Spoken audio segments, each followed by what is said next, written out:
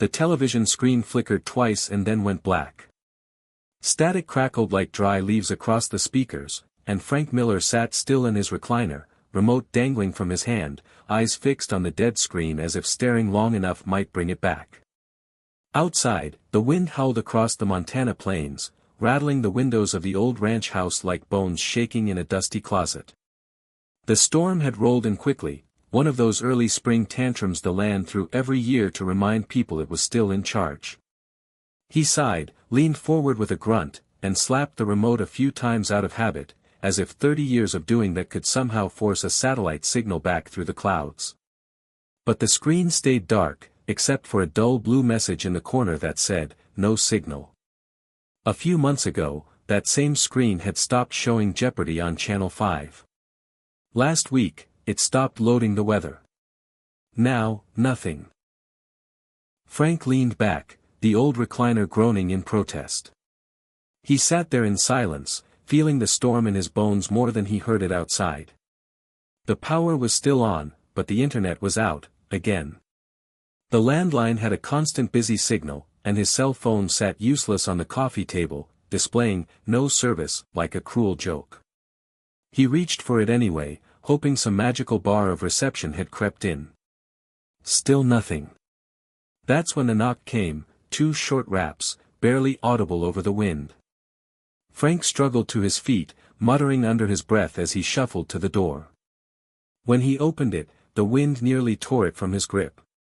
Standing on the porch was Clara Jenkins from 2 doors down, her soaked coat clinging to her small frame, eyes wide with panic. "It's Joe," she said. "He slipped in the yard, can't move his leg. I can't reach 911. Do you?" But Frank was already reaching for his boots. They tried the landline. Nothing. Cell phones. No bars. No signal. The wind screamed across the open land like something ancient and angry, and the world shrank down to the dim living room and a hurting old man lying in the mud. Frank wrapped himself in his parka and headed out with Clara, both of them slipping in the wet dirt and frozen grass, hearts pounding not from exertion but from fear. They managed to move Joe to a sled, of all things, and haul him toward Clara's truck, praying the engine would turn over. It did. By the time they got to the town clinic, 30 minutes had passed. Joe was in pain, but alive. That night, Frank sat alone in his kitchen, watching the storm dance against the dark windows. A single lantern glowed on the table. The power finally died around 9. He listened to the wind, to the old house settling around him, to the silence of being unconnected. He felt invisible. He poured a little bourbon into a chipped glass and stared into it like it might offer an answer. Was this it? Was this the future? Sitting in the dark, cut off from the world, while the news talked about quantum computers and space travel and driverless cars. He was 72. A retired science teacher.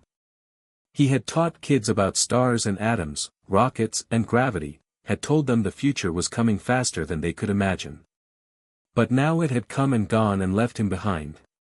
He was on the wrong side of the digital tracks. He took a sip and turned on his ancient battery-powered radio. The static fought back, but eventually, a voice pushed through, a late-night host talking about satellites, of all things. Elon Musk Starlink, the man said, now reaching the most remote areas of the country. One man's vision to bring high-speed internet to every forgotten corner of the map. Frank perked up.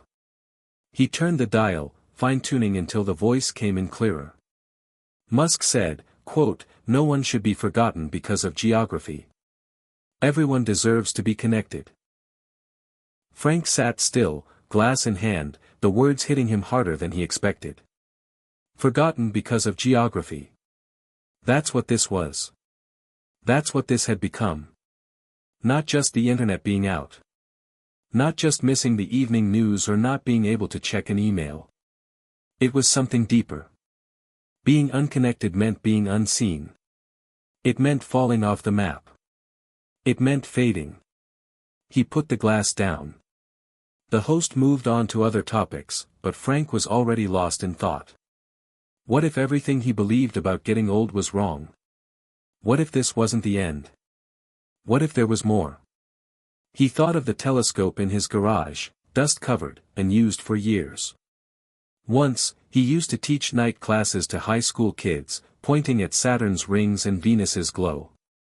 Once, he had dreams of writing a book, sharing his passion for the stars, for the big questions of the universe. But those dreams had packed up and left with the rest of his life when his wife died 8 years ago. Since then, it had just been routine. Days blurred together like wind across the plains. But now, a whisper. A spark. Elon Musk, that wild-eyed billionaire with crazy ideas and a rocket fetish, was building internet in space so people like Frank could be remembered. Could be reached. Could still matter. Frank leaned back in his chair, the glow of the lantern reflecting in his eyes. He didn't know what Starlink really was. He didn't know how it worked or what it cost. But in that moment, he didn't care. Because for the first time in years, something had pulled him out of the fog. A sentence on a late-night radio show had reminded him that maybe, just maybe, he wasn't done yet. He got up, found his notebook, the same one he used to jot down ideas for science lessons, and wrote in bold letters across the top of the page, "Find Starlink." He circled it twice. Underlined it. Then added, "Reconnect." As the storm finally quieted and the first stars peeked through the clouds, Frank stood in the kitchen doorway, looking out into the wide black sky. Somewhere up there, satellites were flying, tiny machines in orbit, pulsing with light, carrying hope across the globe. He squinted into the darkness, half expecting to see one streak by. "I'm not done," he whispered to no one. And for the first time in years, he almost believed it. Somewhere in the distance, a single bar of signal blinked onto his phone screen, then disappeared. But it had been there. Briefly. Just enough to let him know the future hadn't completely shut the door. It was waiting. Somewhere out there. Maybe even watching. Hit subscribe and leave a comment with where you're watching from. This story might just spark a new beginning. What's one thing that always pushes you forward, even when things get tough? Frank Miller's world had grown smaller with every passing year, shrinking like a wool sweater in hot water, tight in the chest and hard to breathe in. Once, his days were loud and full of questions. "Mr. Miller, is Pluto still a planet? Can we make rockets next class? Why does the moon follow my car?" But those voices were long gone now, carried off by time like dry leaves in wind. The school had replaced him with a younger guy named Trent who used smartboards and had a man bun, and though Frank never said it out loud, he hated how fast he became a footnote. One day he was standing in front of a chalkboard teaching Newton's laws with the enthusiasm of a preacher, and the next he was sitting on the edge of his bed wondering if he'd remembered to take his pills.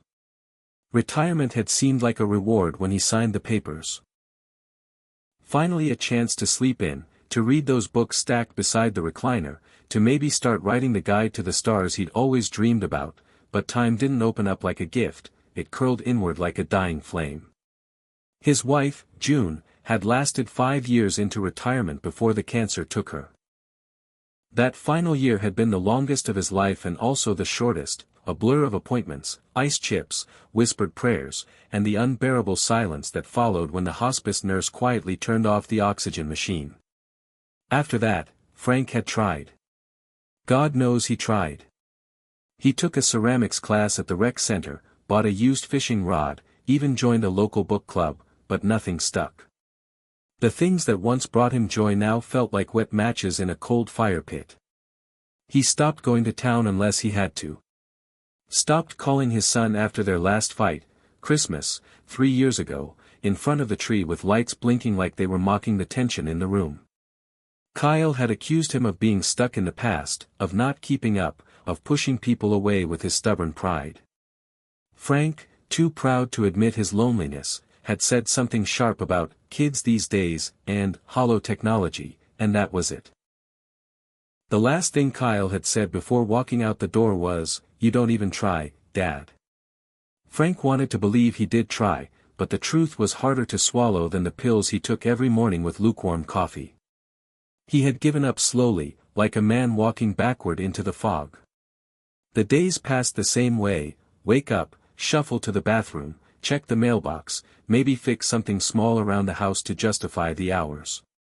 He'd once painted the garage just to say he did something, even though no one saw it but the crows perched on the power lines.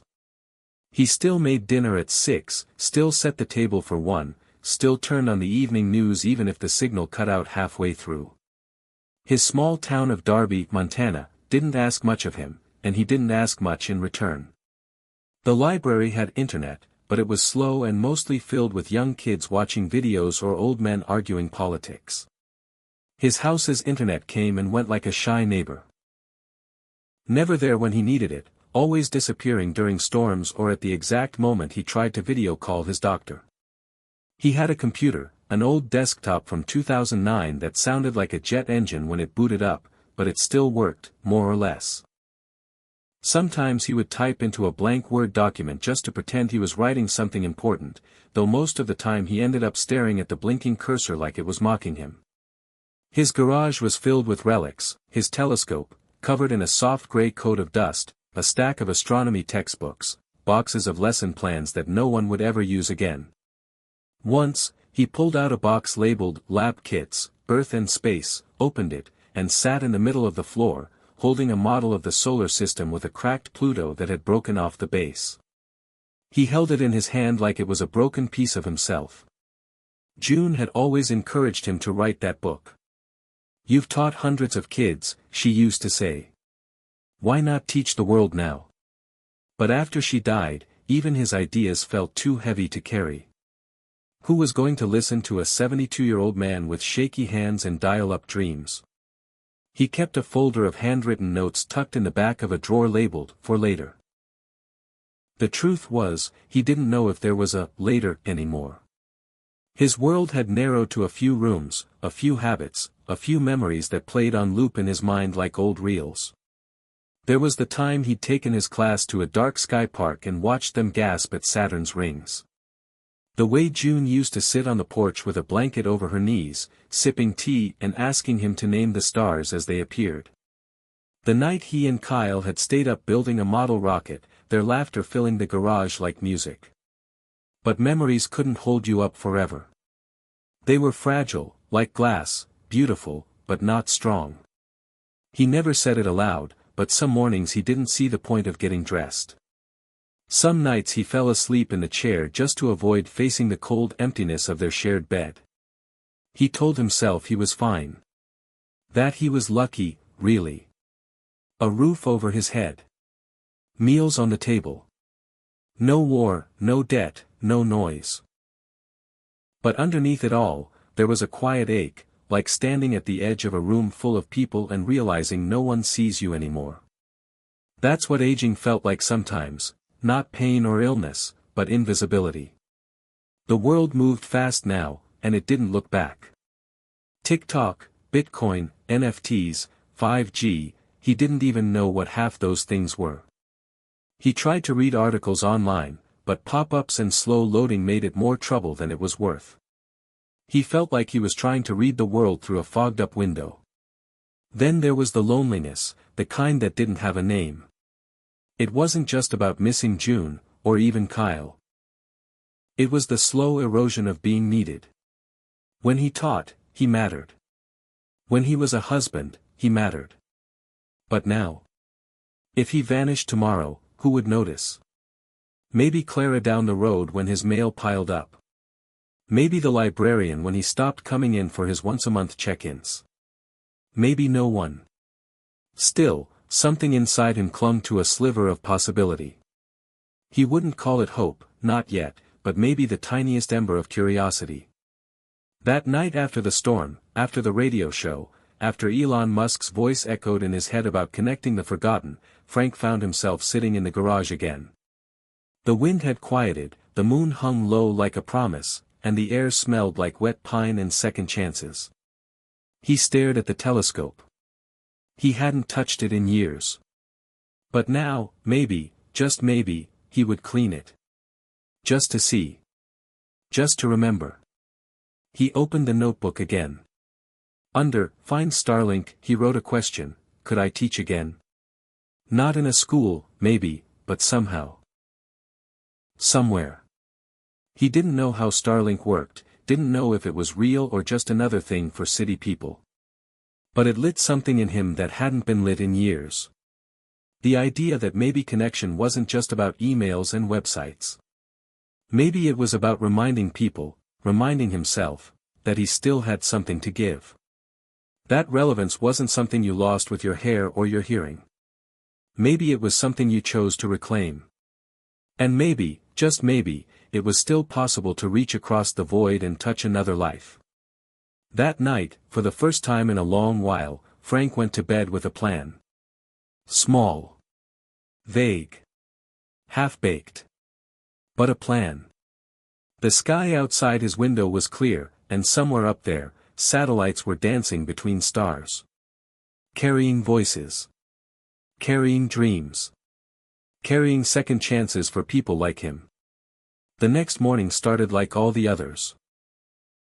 Frank Miller rose slowly, easing his aching knees off the edge of the bed, toes testing the cold wooden floor, joints popping like bubble wrap in the silence of a house too empty for echoes.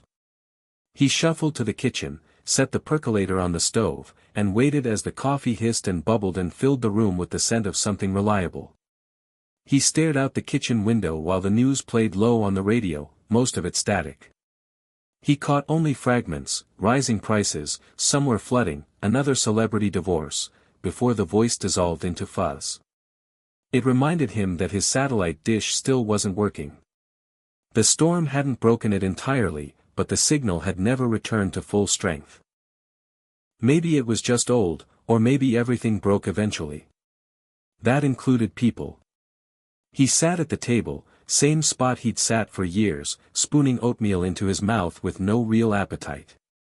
He glanced at the notepad again. Find Starlink still stared up at him in capital letters like it was daring him to act. But the weight of yesterday's energy had settled into today's hesitation.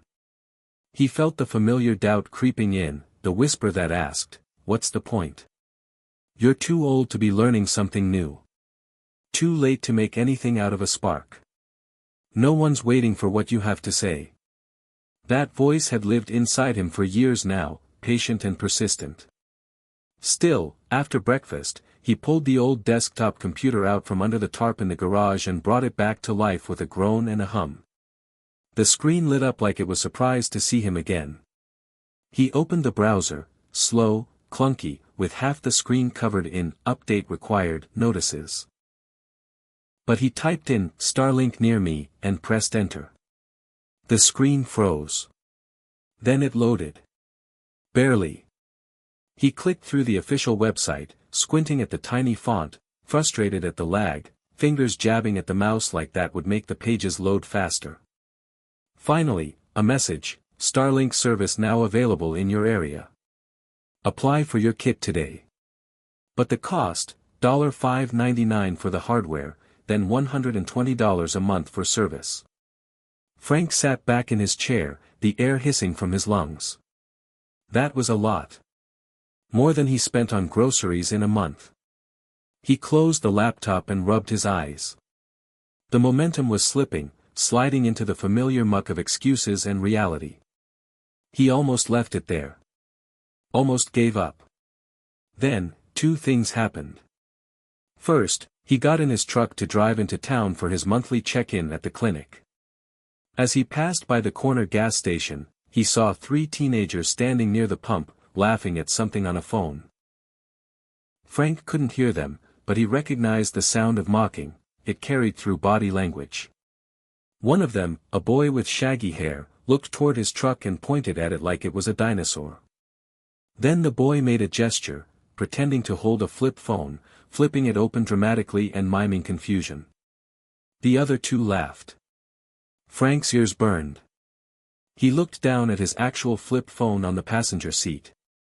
It was old, sure. It was limited. But it worked. Mostly. He'd always told himself he didn't need anything more.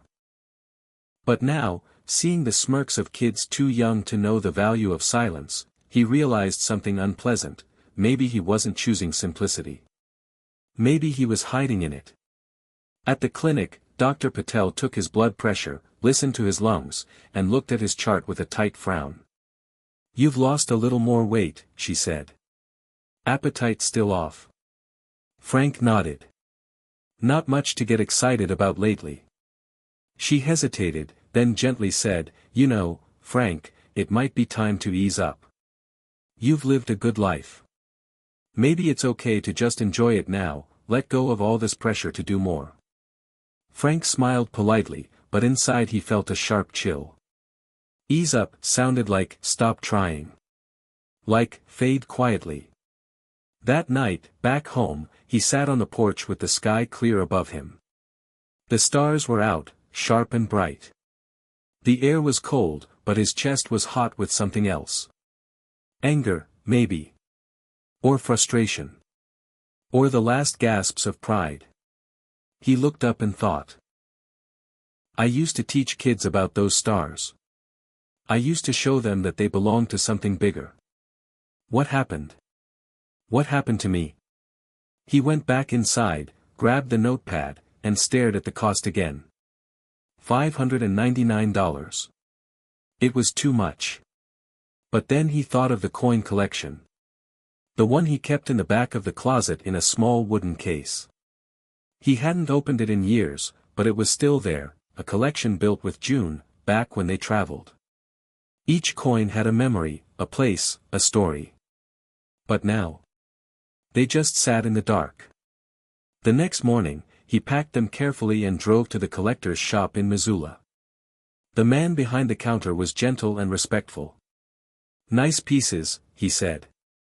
"You're sure about parting with them?" Frank nodded. "I've got something new to invest in." The man smiled and handed him a check for $780. Frank left the shop feeling 20 pounds lighter. Back home, he placed the Starlink order. It would arrive in about 2 weeks.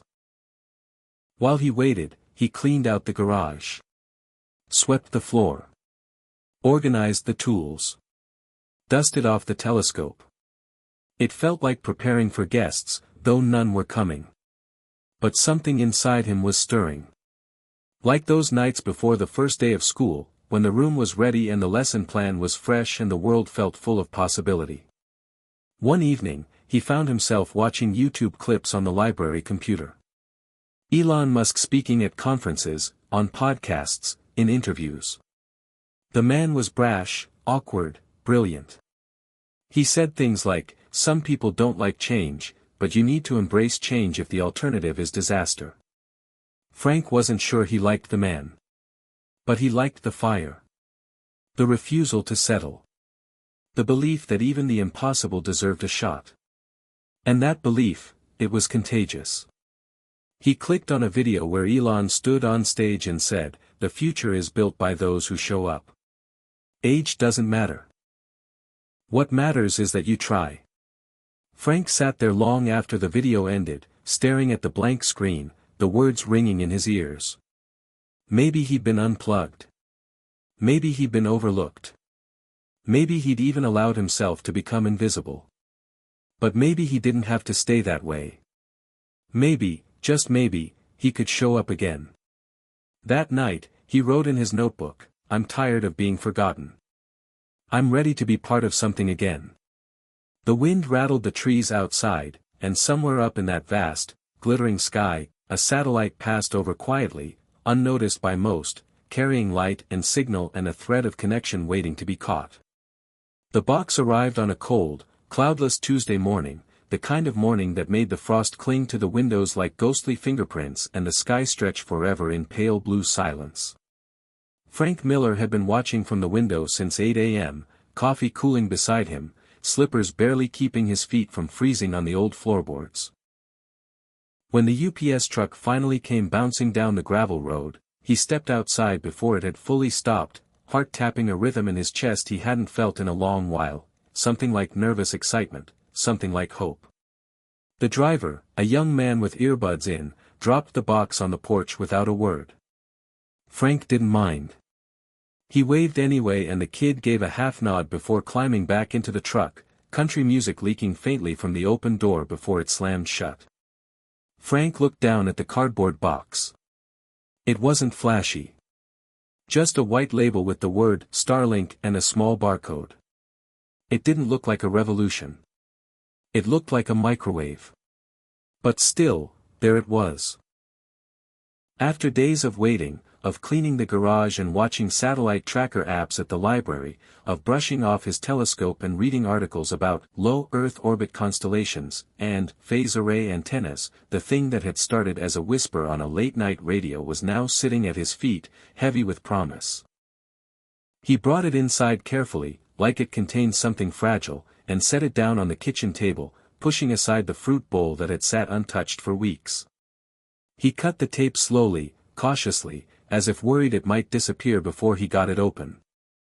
Inside, everything was sleek and white and oddly elegant, a small dish, dishy, some people called it online, a base mount, a long cable, and a minimalist router that looked more like a piece of modern art than a piece of tech. The instructions were printed on a single card, clear and simple. Plug in. Point up. Let dishy find the sky. That was it. No installers, no complicated manuals, no long holds with customer service in a far-off country. Just a man, a dish, and the open sky. Frank stared at it for a long moment, the enormity of it settling on him like snow. He was about to try something new. At 72.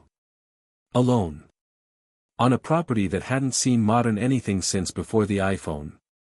Part of him wanted to call someone. Kyle, maybe, but the silence between them still stretched too wide. Another part of him wanted to say screw it, call Clara down the road, ask for help. But pride held him still. He would try. That was the thing. He would try. It took him an hour to figure out where to mount the dish. The instructions said it needed a clear view of the sky, away from trees or buildings. The old shed roof worked perfectly. He dragged a ladder from the barn, tested each step like it might betray him, then climbed slowly, gripping the dish under one arm. The wind was light but biting. Up there, he could see for miles, pines stretching north, the blue smudge of the Bitterroot Mountains in the distance. He hadn't stood this high in years, hadn't looked out at his land from this perspective since before June died. It stirred something deep, something ancient. He placed the mount. Connected the cable. Locked dishy in place. It tilted, searched, moved slightly, then stopped. The motor inside it made a faint, purposeful sound. Like a compass finding north. Back inside, Frank connected the router. Plugged it in. Waited. The small white light blinked once. Then again. Then held steady. He turned to his phone. For years, it had been a relic, barely usable, good for calls only when standing in the exact right spot by the back window. Now, the moment of truth. He opened the Wi-Fi settings. A new network appeared, Starlink 4579. His heart jumped. He tapped it. Entered the password from the card. Connected. And then, like a miracle, like the sun breaking through clouds after years of rain, his phone buzzed with messages. 27 of them. Emails. News alerts. A voicemail transcription from his bank. A weather warning. And, his breath caught, a message from Kyle. Dated 3 days ago. Hey Dad. I don't know if this'll go through. Just thinking about you. Hope you're doing okay. Let me know if this is still your number. Frank didn't move. He just stared at the words. His mouth went dry. He hadn't heard from Kyle in over a year. Maybe longer. He opened the browser. It loaded instantly. He went to YouTube. Videos played without buffering.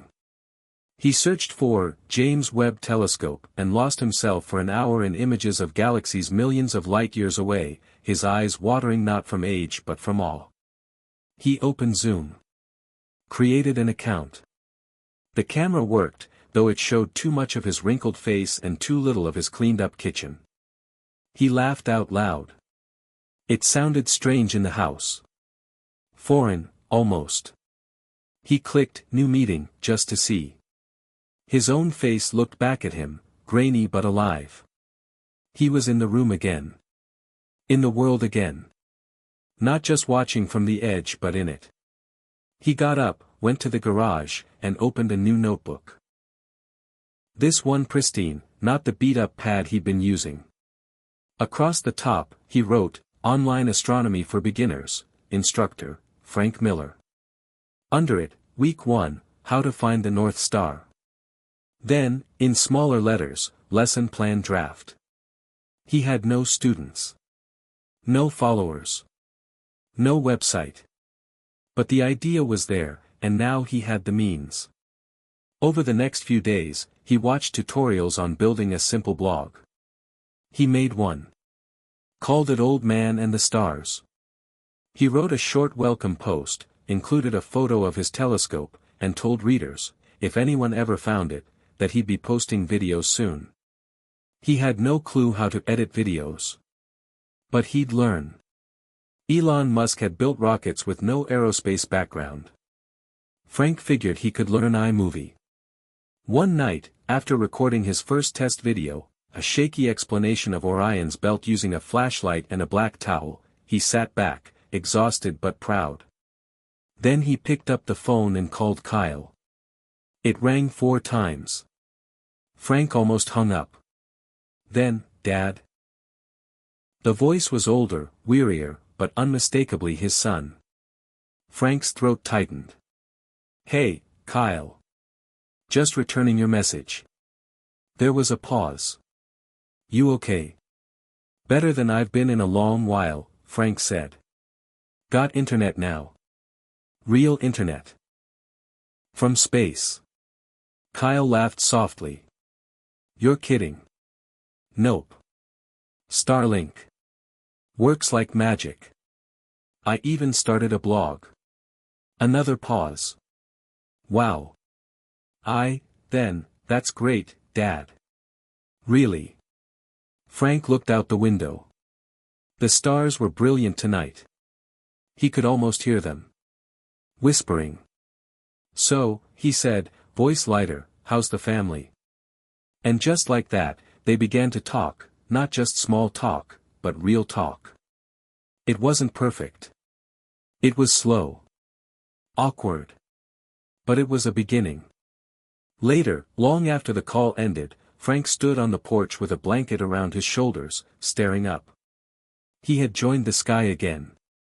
Reconnected not just to the internet, but to people, to dreams, to the part of himself that had gone dim. Dishy moved slightly, tracking a new satellite, a new connection. And Frank whispered into the cold air, "Thank you, Elon. For the signal. And for the spark." Frank woke before sunrise the next morning, not because of habit or pain but because his mind was racing with ideas. An unfamiliar sensation he'd nearly forgotten how to live with. It wasn't anxiety. It wasn't dread. It was momentum, like a ship finally catching wind in its sails after years of drifting in circles. For so long, mornings had been about routine, preservation, enduring. Today, he felt something close to anticipation. He brewed coffee with a new sense of purpose, the smell rising like a prelude to the day's quiet ceremony, then shuffled into the garage where his telescope now sat like an old friend who'd finally returned home. Dustless. Ready. Beside it, a folding table had been cleared for his laptop, a tiny ring light, and a microphone he'd ordered off Amazon after reading about sound quality in beginner tutorial videos.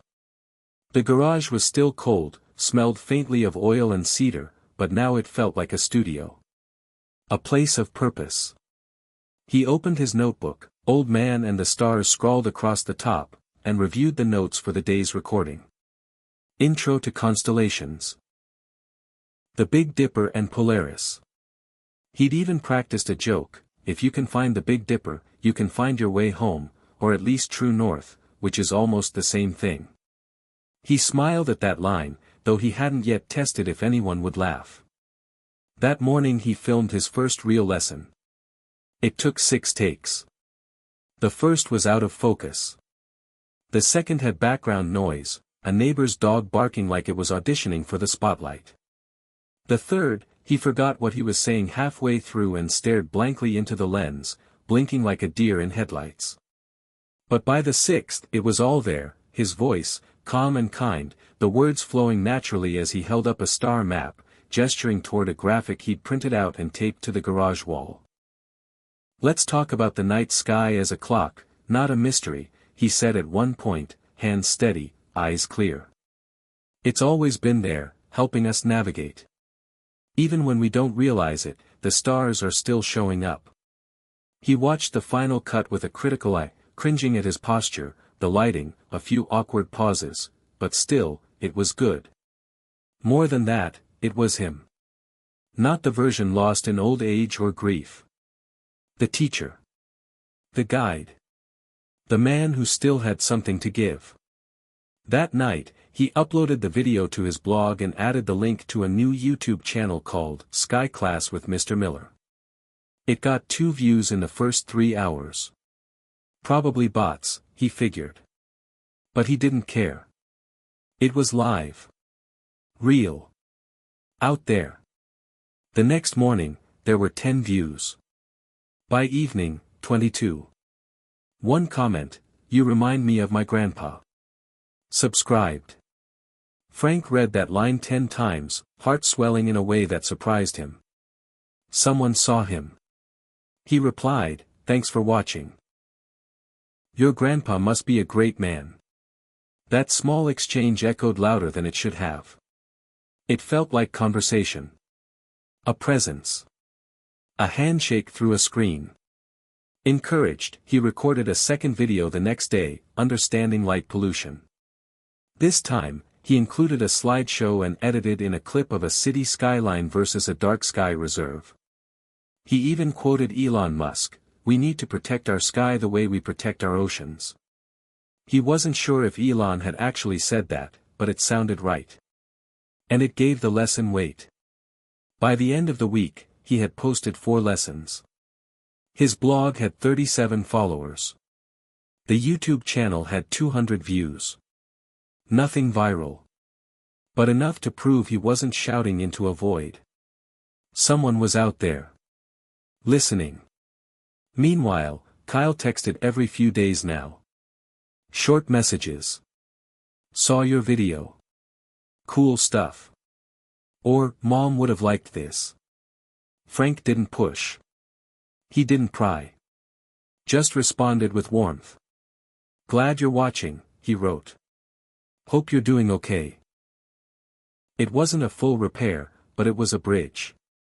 And bridges take time.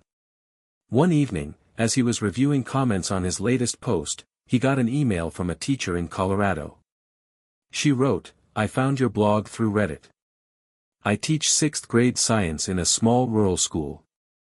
Our internet's spotty, and we don't have a budget for fancy resources. But I showed your Polaris video to my class, and they loved it. Could you make more?" Frank sat back in his chair, stunned. A real classroom. His words. Reaching students again. He replied immediately, promising to create a beginner's guide tailored for middle schoolers. That night, as he sat outside under a sky bright with stars and satellites, he realized something profound: he wasn't just connected to the internet. He was connected to the world again. And for the first time in years, it wasn't just about getting through the day. It was about what came next. Still, not everything came easy. Some neighbors thought Starlink was a fad, or worse, a surveillance tool. Elon Musk's sky junk, one of them grumbled at the post office. Frank didn't argue. He just nodded and smiled, then went home and filmed another lesson. He couldn't control what people thought. But he could show them what was possible. A week later, Clara from down the road stopped by with a pie. "Heard you're famous," she teased, handing him the dish. My niece in Spokane said her son's class is using your star videos. They had to explain what a blog was to me. Frank chuckled, a genuine laugh that warmed the cold porch. Still figuring it out myself, he said. She sat for a while. They drank tea. Talked about nothing and everything. Before she left, she said, "You seem lighter. Brighter. Like someone turned the power back on inside you." Frank looked up at the sky, then back at her. Maybe someone did. That night, he couldn't sleep. So he went outside, sat in the Adirondack chair June had always favored, and looked up. The stars shimmered. A trail of faint white dots crossed the sky in a line, Starlink satellites. One after another. Like breadcrumbs in the dark. He thought about Elon, his face from the videos, the strange confidence, the constant push against limits. People called him reckless, obsessive, arrogant. But Frank saw something else. A man who refused to stop. A man who believed in building things that didn't yet exist. He whispered aloud, "Thanks for not forgetting about us out here." Then added, "You didn't just send internet. You sent me back to myself." The wind rustled through the trees like applause. A satellite blinked overhead. And Frank Miller, 72 years old, forgotten by the system but rediscovered by the stars, felt something land in his chest like gravity. Not just connection. Purpose. He stood up, went inside, and wrote 3 more lesson plans before sunrise. By the time autumn settled fully over western Montana, the pine trees darkened at the edges and the fields stood quiet, brittle with cold, but inside the old Miller house something was moving forward, something that no frost could slow down, something that felt like momentum wrapped in hope. Frank's little blog, Old Man and the Stars, had gained almost 400 followers, and his YouTube channel had crept past 1,200 subscribers, a number that made him pause every time he saw it, not because it was massive, he knew it wasn't, but because it meant people were showing up, strangers from cities and towns and places he'd never heard of, showing up to listen to a man they didn't know talk about the night sky and Polaris and how to navigate by stars even though no one needed to anymore. He recorded twice a week now, using the same folding table in the garage, the same duct tape stand for his phone camera, the same soft-spoken tone that June used to say made him sound like a gentle scoutmaster for the universe. It wasn't just stargazing anymore, it was something deeper, a kind of quiet resistance against fading away. And then came the interview. It started with a comment. Someone named @TechieMom left a message under one of his videos, "Would love to talk. I host a podcast about education in rural America. DM me." Frank wasn't even sure what DM meant until he Googled it. He wrote back, got an email, then a Zoom invite. The woman's name was Leslie Adams. She lived in Kansas, had a teaching background, and now hosted a show called Signal Boost, Voices from the Fringe. When they connected, her face appeared in a well-lit room, books and maps behind her, her voice quick and kind. She told him she'd found his Starlink story fascinating, how he was using the very tech people fear to do the thing people crave, connect. Frank smiled shyly, feeling awkward, but said yes to the interview. "It won't be live," she promised. "We'll edit. Just be yourself." So he was.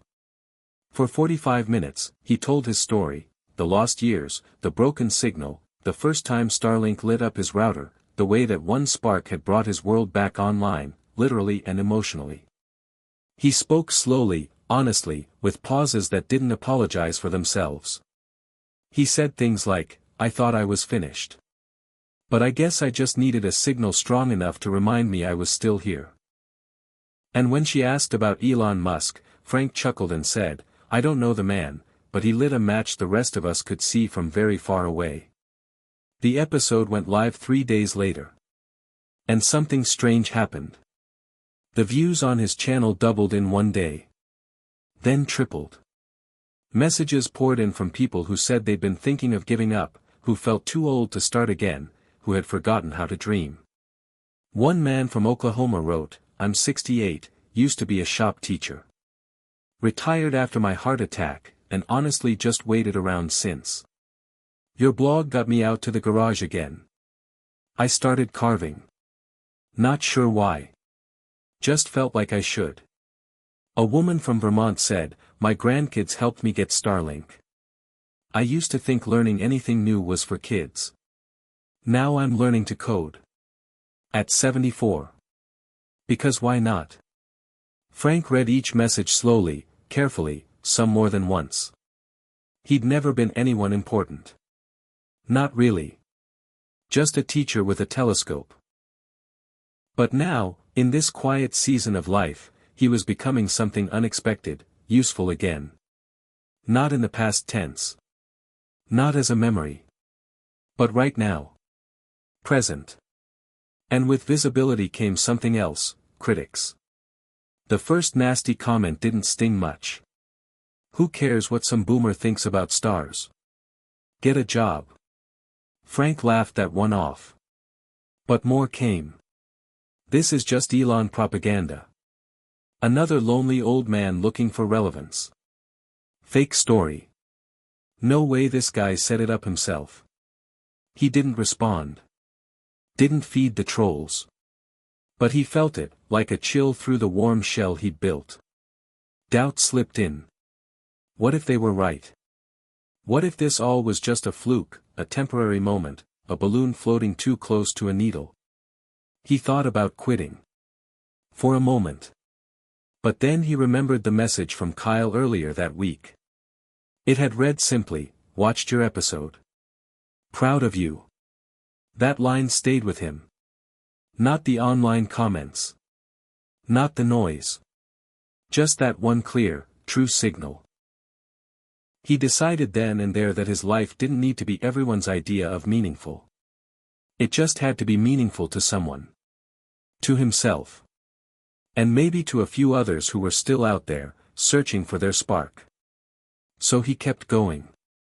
More videos. More lessons. One week he focused on meteor showers, another on how to build a simple star map with nothing but a ruler and a flashlight. He began a new series called Sky Stories, where he'd tell the myths behind constellations, Orion, Cassiopeia, the Pleiades, his voice calm and steady, his stories laced with both science and soul. People loved it. They said it made them feel like kids again, like students again, like they were part of something older and wider than politics or loneliness or time. One night, after uploading a video about the Andromeda Galaxy, he sat outside with a cup of tea, watching Dishy swivel ever so slightly, tracking satellites overhead.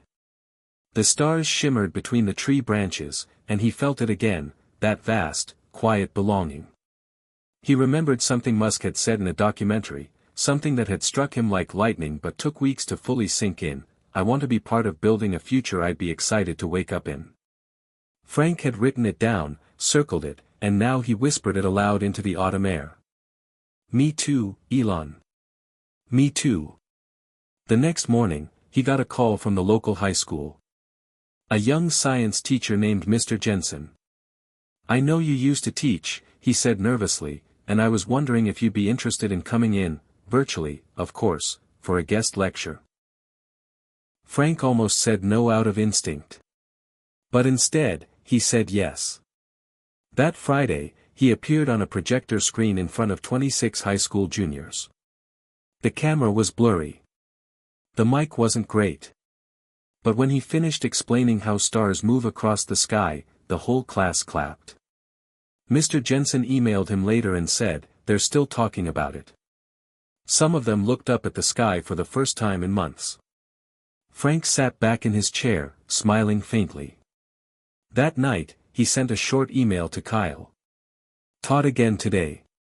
It felt good. The reply came back in under 10 minutes. You never stopped, Dad. Just needed the right signal. Frank closed the laptop slowly, his chest warm, his eyes blurry, not from age this time, but from a feeling he'd thought was long extinct. Relevance. Not because he was famous or wealthy or young. But because he was useful. Because he mattered. He stood up, stretched, walked outside once more into the dark. The wind had picked up. The pines whispered like old friends. The satellites moved quietly overhead, and the sky, eternal and vast, made no judgments, only room. The school appearance opened a door Frank hadn't realized he'd been waiting beside, not a grand doorway with flashing lights and banners, but a quiet, worn wooden door with a brass handle and a creak that sounded like memory, and when it opened, he didn't step through so much as drift in like a man returning to a familiar place that somehow felt new again. After the guest lecture, emails trickled in from teachers in Idaho, Nevada, South Dakota, even Texas, places where rural schools struggled with limited resources and limited bandwidth, where science sometimes felt like a luxury instead of a right, and suddenly Frank's soft voice, his calm explanations, and his Starlink-powered sky lessons were being passed around like well-kept secrets shared by campfires. He wasn't some viral sensation, but he was becoming a trusted voice in a corner of the internet where trust was rare and earned slowly. He started getting invites to join Zoom classrooms, to speak at virtual science nights, to answer questions from students who had never seen the Milky Way without city light drowning it out.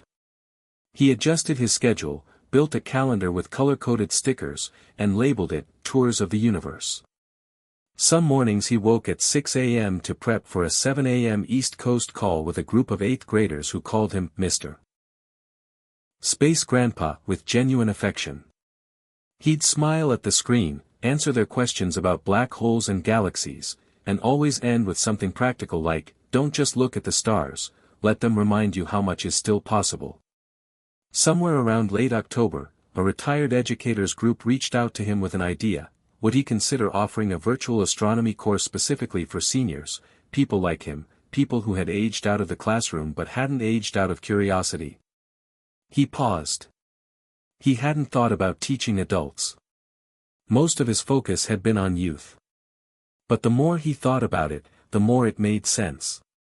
There were people out there, thousands of them, who had never gotten the chance to understand the sky, who had spent lifetimes raising children or working 3 jobs or surviving wars and illnesses and recessions, and now, maybe, they finally had time to ask the questions they had carried for years. He sent out a survey through his blog and YouTube channel. The response was overwhelming. Hundreds of replies, nearly all of them saying the same thing in different words, I've always wanted to learn. I didn't think someone my age could start now. That phrase haunted him, in a good way. He built the course over 2 weeks, carefully layering lessons so they were accessible without being condescending, using metaphors drawn from everyday life, comparing constellations to highways, light years to time capsules, the movement of the sky to the movement of a marriage, slow, shifting, inevitable. He called the course Stargazing After 60, and it filled up within 3 days. 50 students. Ages ranging from 60 to 89. Some in nursing homes. Some in farmhouses. Some on oxygen. Some typing with arthritic fingers and dimming eyes. But all of them eager. In the first session, Frank introduced himself the way he always did now, gently, with a touch of humor. I'm Frank Miller, retired science teacher, unretired dreamer. I live in a little house on a lot of land with a telescope and a router that connects to the sky. I used to think I was too old to start again. Then I realized I wasn't too old, I was just waiting for permission that no one was ever going to give me. That line hit home. You could see it in the faces on the screen. Some nodded slowly. Some teared up. One woman in Ohio, hair white as frost, whispered, Amen. Over the next 4 weeks, they learned together. They laughed. They made mistakes. One man held his phone upside down for half a lesson before realizing it. Another woman used her granddaughter's glitter pens to label her star chart and giggled as she showed it off like a school project. They asked questions that no one had ever taken the time to answer for them. Why does the moon change shape? Is Mars really red? What's the difference between a star and a planet? Can you really wish on a shooting star? And Frank answered every one with the kind of patience that only comes from having once been ignored himself. He told stories from his teaching days, from camping trips with June, from childhood summers when he'd lay on the grass and feel the earth spinning beneath him. The course wasn't accredited. There were no grades. But every week, someone showed up with a new realization. One man said, "I go outside now before bed and just look up. It slows me down. I used to think my world was shrinking. But it's gotten bigger since this class." A woman named Rita wrote in the chat one night, "I lost my husband 2 years ago. This course is the first thing that's made me feel connected again." Another man, Carl from Arizona, emailed a photo of his telescope made from old PVC pipe and scrap glass. "Built this after lesson 3. Took me a week, but I can see Jupiter now. Didn't think I had anything left to build." Frank printed that email and taped it to the wall of the garage beside his lesson plans. He called it, "The Wall of Sky Builders." He started a bulletin board where he posted drawings, photos, and handwritten notes sent from students around the country. He received star maps on napkins. Doodles of the moon. One man sent a recording of himself playing, "Twinkle, Twinkle, Little Star," on a harmonica. Another sent a poem. It was rough but beautiful. The last line read, "We are not dust in the wind / we are sparks in the dark." Frank read that one 3 times, then added it to the top of his blog. He didn't talk about the online trolls anymore. He didn't care. Their noise couldn't reach this deep. Not when every day brought new stories of people who were reclaiming something: curiosity, identity, worth. Starlink had given him internet, sure. But more than that, it had given him a classroom without walls, a purpose without a clock, and a way to remind people that being seen and heard doesn't have an expiration date. One night, after a particularly joyful session where the group had tried, and failed, to identify constellations live via Zoom using a shaky camera feed and a lot of laughter, Frank received a voicemail. It was from Kyle. Not a text this time. His voice was deeper now, more relaxed than before. "Hey, Dad. I watched part of your seniors course. I don't know. I wanted to say I'm proud of you. Not just for the tech stuff, but for showing people that getting older isn't the end. It's just a different orbit. Anyway. Love you. Talk soon." Frank sat in the garage for a long time after that. Listening. Thinking. Breathing. There were tears, yes. But there was also this quiet joy.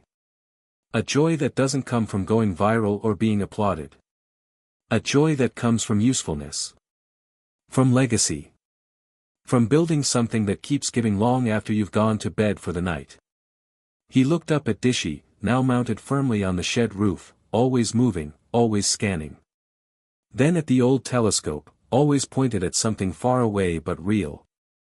He thought about Elon Musk again, not the man, exactly, but the idea of him. The refusal to accept limits. The boldness to launch things into the sky when everyone said it couldn't be done. He thought about the thousands of satellites spinning above him, invisible to the eye but pulsing with possibility. Then he looked down at his next lesson, using your eyes like a telescope, training yourself to see what others Mississippi. He smiled. Picked up his pen. And began to write. Frank had always believed in the power of connection, but until recently, those connections had been small and scattered: his son Kyle's sporadic texts, a few phone calls with old friends, the local coffee shop conversations that felt thinner each year. But now, with Starlink's promise of high-speed internet tethered to his little house, and the growing audience hanging on his every lesson, Frank found himself reaching beyond the walls of his home and even beyond the borders of his small town. It wasn't just about the stars anymore, it was about people. About rekindling bonds, repairing fractures, and building new bridges where old ones had crumbled under time's relentless weight. The first real push came from a late October evening, when Frank received a message that made his heart both leap and ache. It was from his daughter, Lisa. She hadn't spoken to him in over a year, since the bitter argument about the family farm sale that had left more than just the land unsettled. The message was brief but packed with meaning. Saw your blog post. Your words about the stars, they reminded me of Dad. Can we talk? Frank stared at the screen, trembling. His fingers hovered over the keyboard, then hesitated, then finally typed, yes. I'd like that. They agreed to a video call for the next day. When Lisa's face appeared on the screen, framed by the soft glow of her living room, Frank felt an old, familiar ache, the fragile, tender hope that perhaps some things could still be mended. They talked cautiously at first, about the weather, about the slow arrival of winter, but soon the conversation shifted toward the stars, the constellations Frank had taught her as a child, the memories they shared lying under the same Montana sky. You always said the stars were a map to find your way, Lisa said softly. I think I lost my way for a while. But maybe it's time to find it again. Frank smiled, the warmth of that moment breaking through years of distance. They promised to talk more. To try. To heal. That night, Frank sat in his favorite chair by the window, watching Dishy swivel silently, connecting him to a world that once seemed unreachable. He realized that Starlink was more than just technology. It was a lifeline, a way to bridge not just physical gaps but emotional ones too. The days that followed brought a flood of unexpected connections. Lisa introduced him to her children via video calls, shy at first but growing comfortable as Frank showed them the moon's craters through his telescope, teaching them how to find the Big Dipper.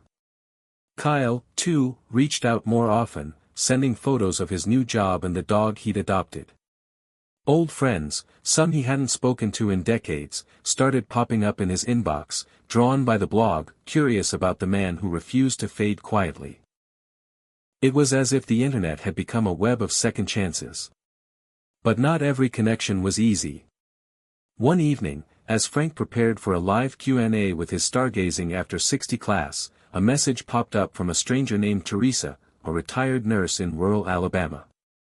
She wrote about her husband, John, who had recently suffered a stroke and was struggling with isolation and despair.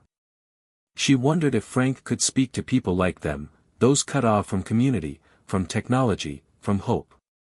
The request struck a chord deep inside him. He thought about his own moments of loneliness, about the dark nights when he felt invisible. He replied immediately, agreeing to hold a special session tailored for caregivers and those facing physical limitations. The session was scheduled for a chilly November evening. As Frank logged in, he saw a small but eager group gathered from across the country, caregivers, retirees, patients, all drawn by the promise of connection. He spoke slowly, clearly, sharing stories about the stars that had guided sailors and dreamers for centuries, about the beauty in looking up when everything else feels heavy. He encouraged them to find small moments of wonder, to remember that even in darkness, stars shine brightest. After the session, Teresa messaged him, "Thank you for reminding us that we're not alone." That message stayed with Frank longer than any others. It made him realize that the true power of Starlink and his lessons wasn't just in the data streams or the satellites circling overhead, it was in the human connections rekindled beneath that vast, ancient sky. Meanwhile, back in Montana, the physical world around Frank was preparing for winter. Snow dusted the pines, and the cold crept into the old house's corners, but inside, the glow of the computer screen and the warmth of newfound relationships kept the chill at bay. Frank took to walking more in the crisp mornings, breathing in the cold air, feeling the rhythm of the earth beneath his boots.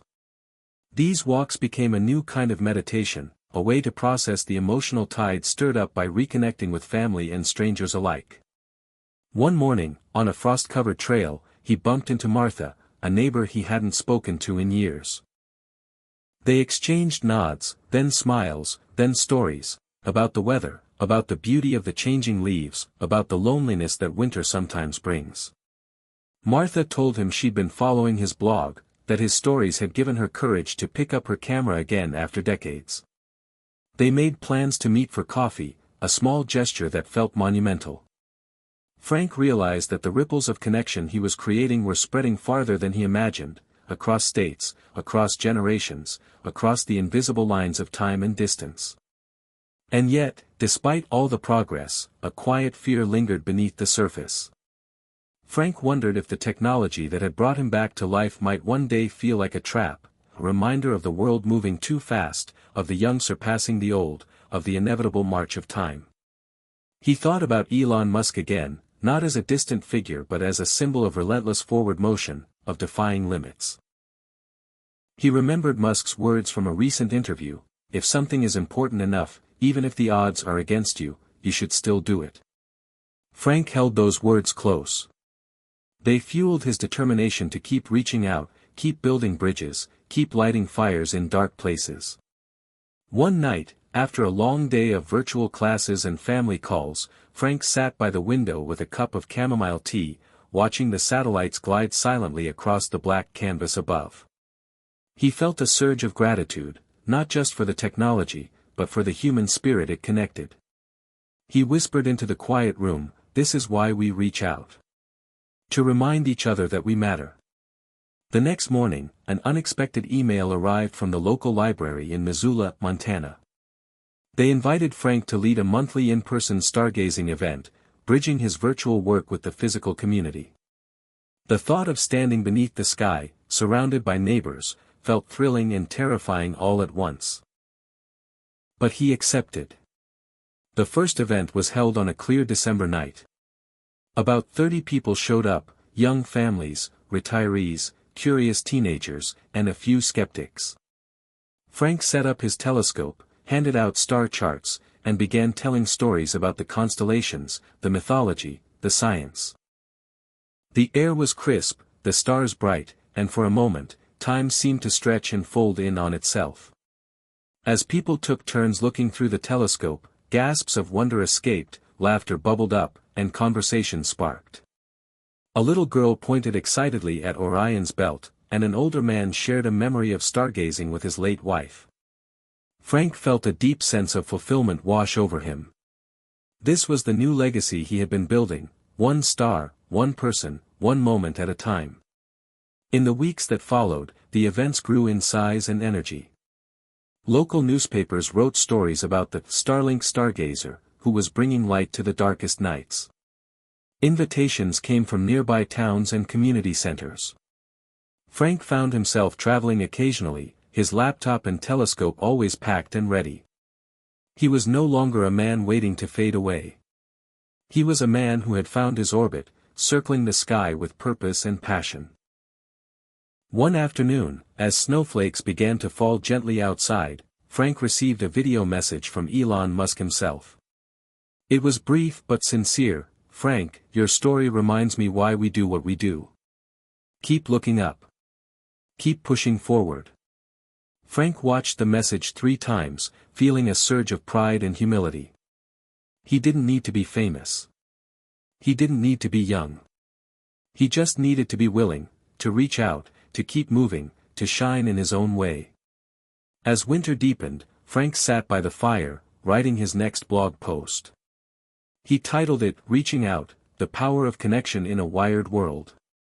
He wrote about his journey from isolation to connection, about the bridges built with technology and heart, about the stars that guide us all, no matter our age, no matter our distance. He ended with a question, the same one he asked at the beginning of his journey: "What's one thing that always pushes you forward, even when things get tough?" He posted it online and waited, knowing the answers would come, from the lonely, the hopeful, the lost, and the found. Because connection, he realized, was the true star that never faded. Hit subscribe and leave a comment with where you're watching from. This story might just spark a new beginning. What's one thing that always pushes you forward, even when things get tough? Frank had discovered a new rhythm in life, connecting with students, mending family ties, and building a community that stretched across states and generations, all powered by the invisible network of Starlink satellites spinning overhead. But no transformation is without its shadows. Not long after his stargazing event started to gain local attention, Frank began to face a wave of skepticism and criticism that threatened to undo the fragile progress he had made. It started small, a comment here, a dismissive email there, people questioning the value of an old man teaching astronomy online, calling it a frivolous distraction for retirees, or worse, a dangerous misuse of technology by someone too old to understand. The voices grew louder, louder than Frank expected or felt prepared for. Some neighbors muttered about him, chasing satellites, instead of dealing with real problems. A local radio host aired a segment mocking his virtual classroom, branding it tech gimmickry for the elderly. On one cold December morning, Frank opened a message so harsh that for a moment, his breath caught and the familiar weight of doubt settled back into his chest. It read, "Why waste your time with satellites and stars? You should be focusing on your age and resting, not playing at being a scientist." The words stung like frostbite, cutting through the warmth of his new connections. For a long moment, Frank considered shutting down the blog, disconnecting the router, packing away the telescope. Was this what it meant to be old? To be mocked, ignored, dismissed? Was he fighting a losing battle against time and cynicism? But then, something inside him stirred. A memory surfaced, Elon Musk, speaking at a conference months ago, saying, "When something is important enough, you do it even if the odds are not in your favor." Frank felt the truth of those words deep in his bones. He wasn't doing this for applause or validation. He was doing it for himself, for the students who found hope in the night sky, for the daughter he was rebuilding a relationship with, for the countless others who felt forgotten and disconnected. He decided to respond, not with anger, but with honesty. He wrote a blog post titled, "Why I Refuse to Fade Away." In it, Frank laid bare his journey from isolation to connection, his belief that curiosity doesn't age, and his conviction that technology could be a tool for empowerment at any stage of life. The post was personal, raw, and unapologetic. It wasn't a defense against critics, it was a declaration of purpose. The response was immediate and surprising. Comments flooded in from people who had felt invisible, who saw themselves in Frank's story, who thanked him for giving them permission to keep learning and growing. Not everyone agreed, but the conversation shifted. Frank realized that facing critics wasn't about winning or losing, it was about standing firm in his truth. One afternoon, a local newspaper invited Frank to a live radio debate with the very host who had mocked him weeks before. The topic, technology and aging, a bridge or a barrier? Frank prepared carefully, knowing this was more than just a public argument, it was a chance to change minds, to give voice to a generation often silenced. The debate aired on a snowy Tuesday evening.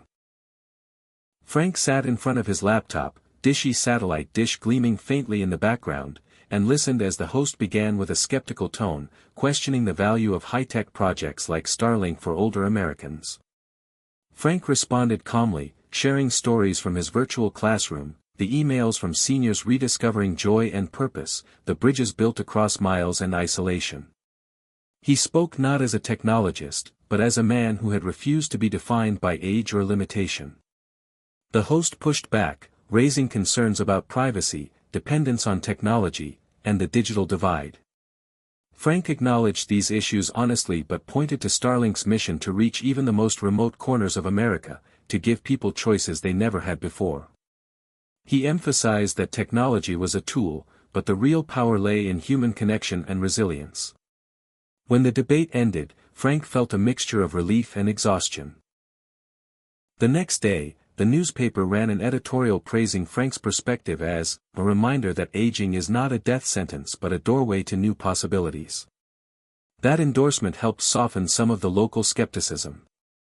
Meanwhile, Frank's online community rallied around him more fiercely than ever.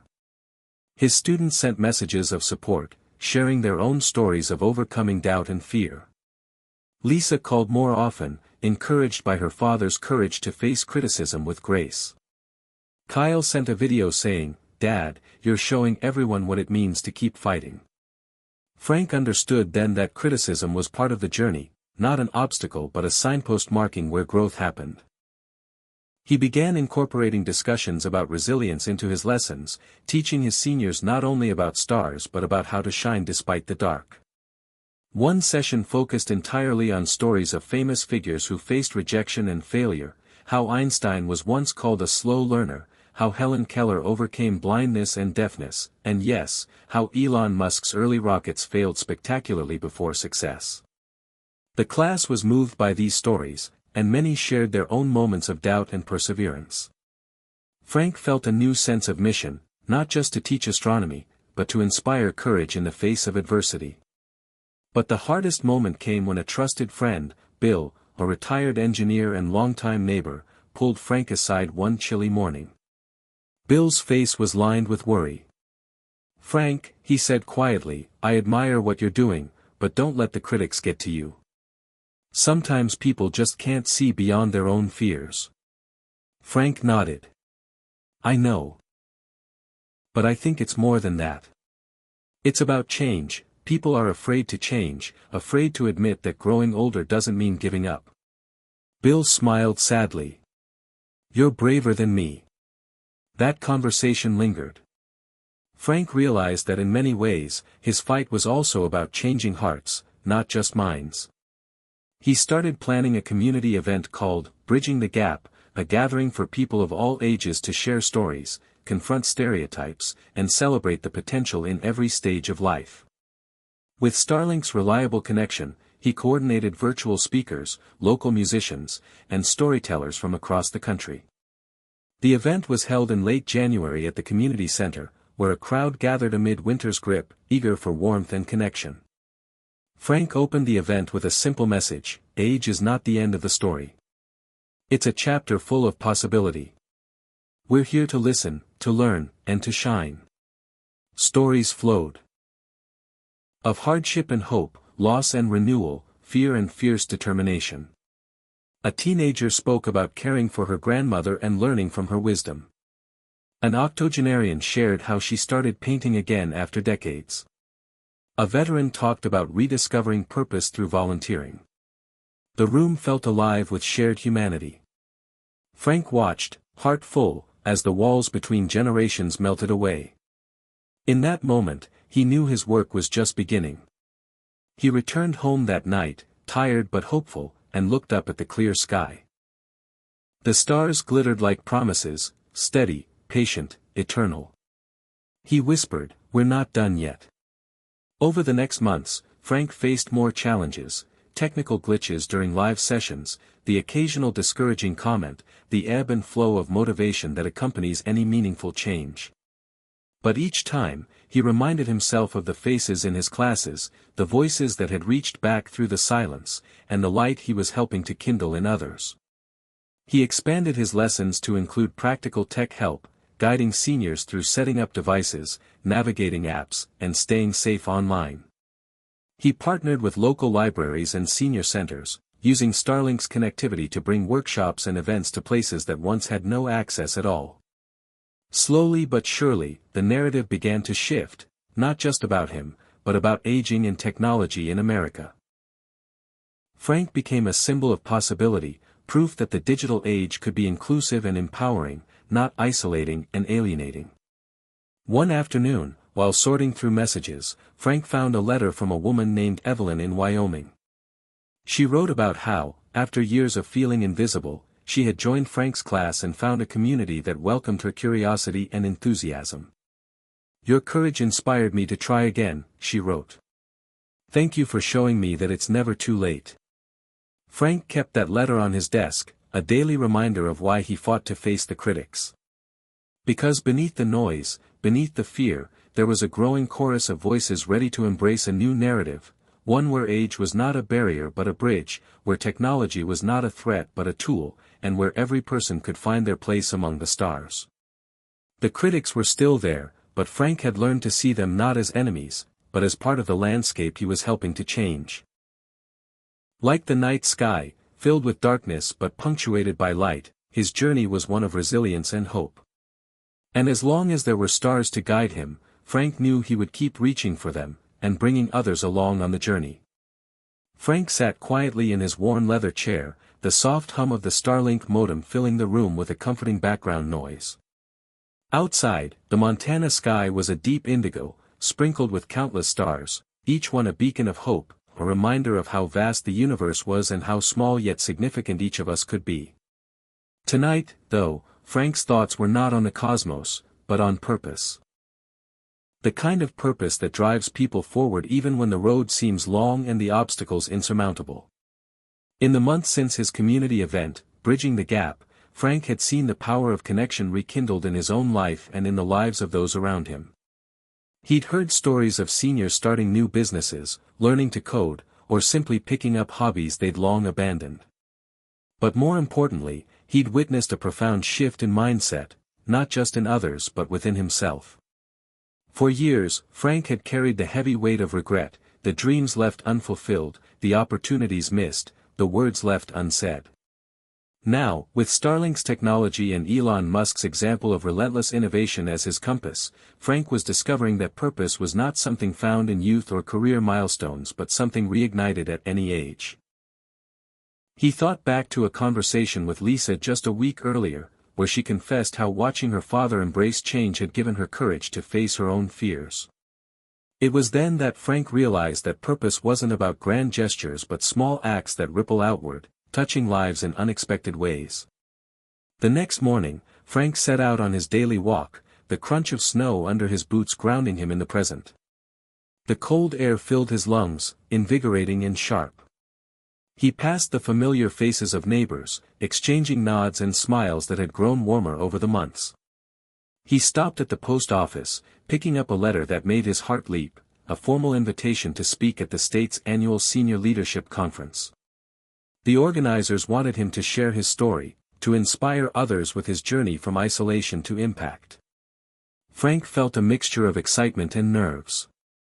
Public speaking was not new to him, but this was different. This was a chance to represent an entire generation that many assumed was fading into obscurity.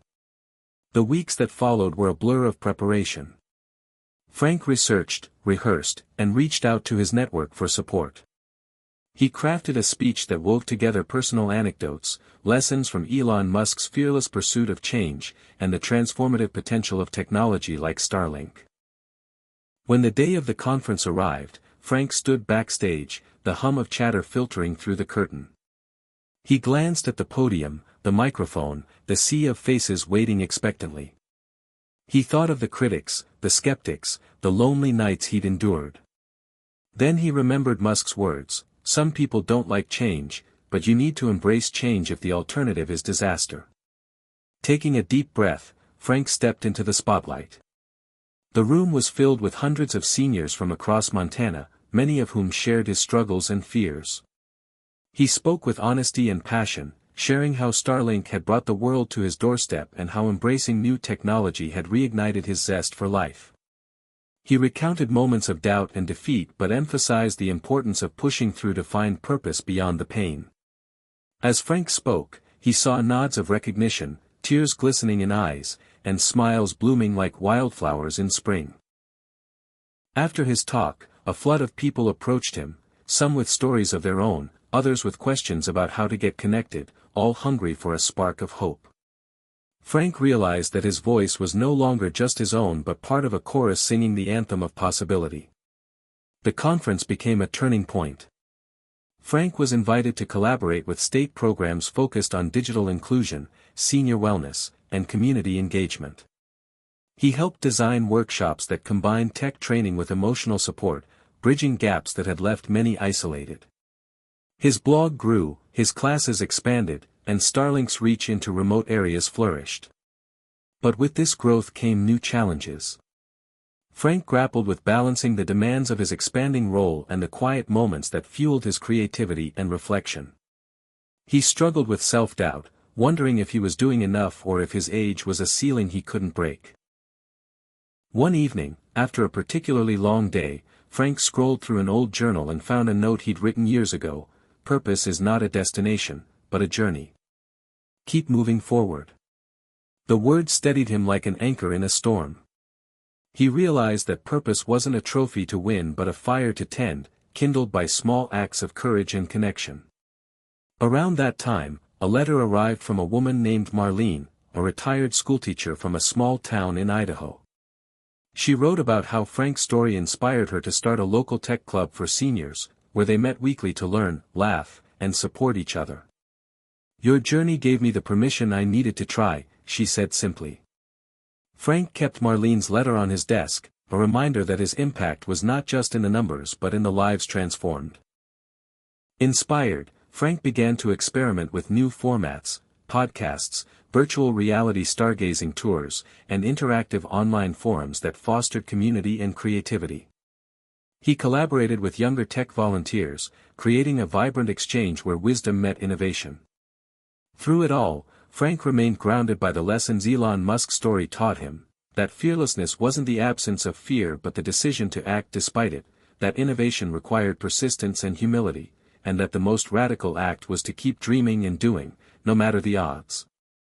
As winter gave way to spring, Frank found himself in a small town just outside Helena, Montana, where he was invited to lead a Starlink installation project for a community center that had long suffered from poor connectivity. Standing beneath a bright sky, surrounded by local volunteers and officials, Frank felt the power of collective purpose. Together, they hoisted the Starlink dish, connected the cables, and watched as the signal came alive, a lifeline of possibility. That night, as the first community members logged on and explored the world through high-speed internet, Frank saw faces light up with wonder, curiosity, and hope. It was a testament to what could happen when technology met heart and purpose. Back home, Frank sat by the window, a gentle breeze carrying the scent of blooming wildflowers. He thought about how far he'd come, from isolation and doubt to community and impact. He realized that purpose was not just about what he did but about who he had become, a connector, a storyteller, a beacon. He typed the final lines of his latest blog post: "Purpose doesn't fade with age. It grows, shifts, and shines brighter when fueled by connection, courage, and curiosity. Whatever your stage, whatever your story, remember this: the stars above are waiting for you to find your place among them." Frank smiled, feeling the steady pulse of hope within him. And somewhere, far above the earth, the Starlink satellites continued their silent dance, lighting the way for dreamers like him, no matter their age, no matter their past.